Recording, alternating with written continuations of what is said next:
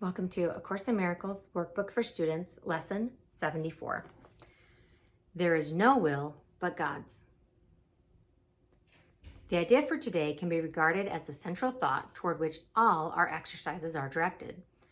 God's is the only will. When you have recognized this, you have recognized that your will is His. The belief that conflict is possible has gone. Peace has replaced the strange idea that you are torn by conflicting goals.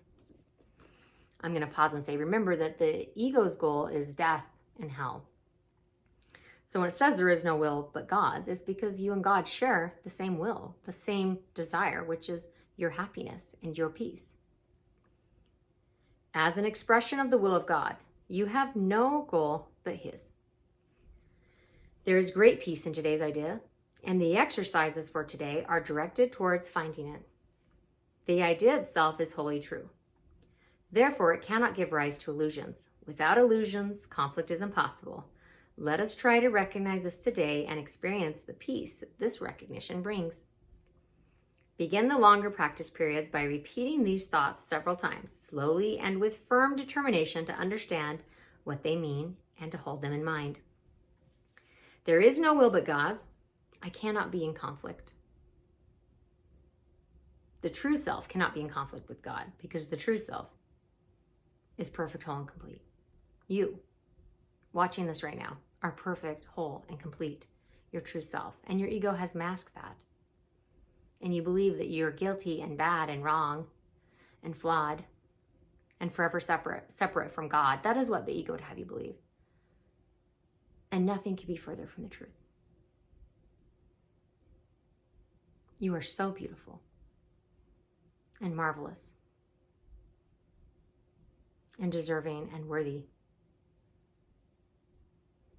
of every joy, of every happiness, and of total peace. That is your birthright.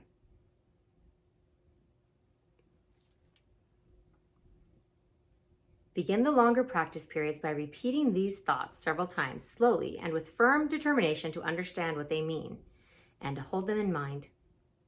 There is no will but God's. I cannot be in conflict.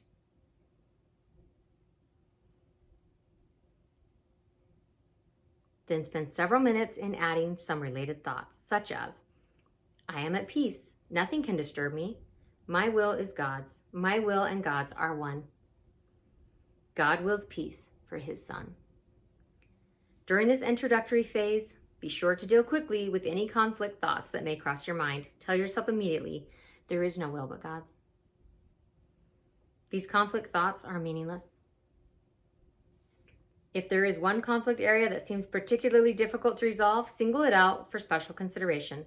Think about it briefly, but very specifically. Identify the particular person or persons and the situation or situations involved and tell yourself, there is no will but God's. I share it with Him. My conflicts about, fill in the blank, cannot be real. After you have cleared your mind in this way, close your eyes and try to experience the peace to which your reality entitles you. Sink into it and feel it closing around you. There may be some temptation to mistake these attempts for withdrawal, but the difference is easily detected. If you are succeeding, you will feel a deep sense of joy and an increased alertness, rather than a feeling of drowsiness and enervation. Joy characterizes peace. By this experience, you will recognize that you have reached it. If you feel yourself slipping off into withdrawal, quickly repeat the idea for today and try again. Do this as often as necessary. There is definite gain in refusing to allow retreat into withdrawal, even if you do not experience the peace you seek. In the shorter periods, which should be undertaken at regular and predetermined intervals today, say to yourself, there is no will but God's. I seek His peace today. Then try to find what you are seeking. A minute or two every half an hour with eyes closed, if possible, would be well spent on this today. There is no will but God's. I share it with Him.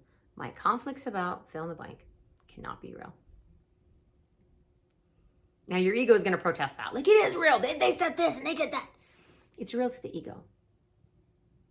But it is meaningless to your true self. The petty squabbles and thoughts and fears and worries and concerns of ego are meaningless. Now, they're not meaningless in the illusion of ego. They're worth killing over to ego, but not to God and not to you. Thank you so much for joining me today, and I'll see you tomorrow for Lesson 75.